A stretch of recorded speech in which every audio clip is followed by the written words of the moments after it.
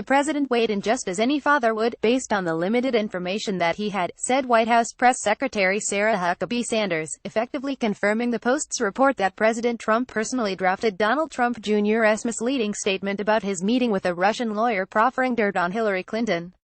As any father would, that phrase contains so much, indeed, that Sanders invoked it twice. The president, she continued, offered suggestions like any father would do. The paternal invocation seeks to harness, it hijacks, the primal ferocity of parental love in the service of political self-preservation.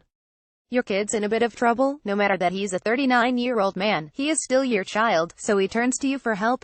Pop, what should I say? He needs advice, not really any different from deciding how much life insurance to buy, or whether this stock looks like a good investment. In well-functioning families, sons turn to their fathers for guidance. Fathers are the fount of wisdom and judgment.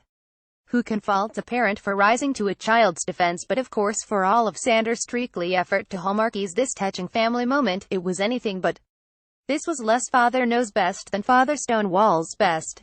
Parents everywhere, fathers and mothers alike, should be repulsed by this playing of the parent card.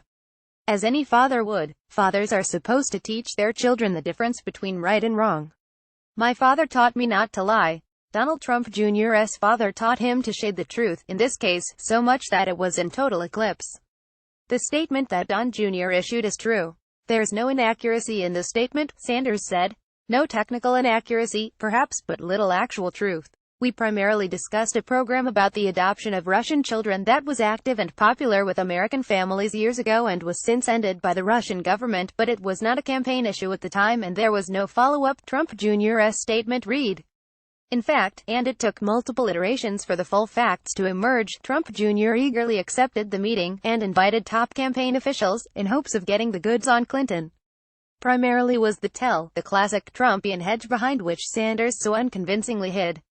As any father would, fathers are supposed to put their children's well-being above their own. That selflessness is the essence of being a parent. Trump Jr.'s attorney, Alan Futerfas, told the Post that he and his client had been fully prepared and absolutely prepared to make a fulsome statement about the meeting. Then the president intervened, dictating edits in the statement to his aide Hope Hicks, and gambling foolishly that the real facts would emerge.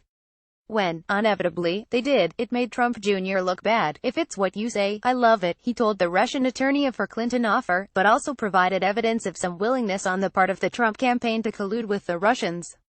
Whose interest was the president so frantically scrambling to protecting here, his son's or his own?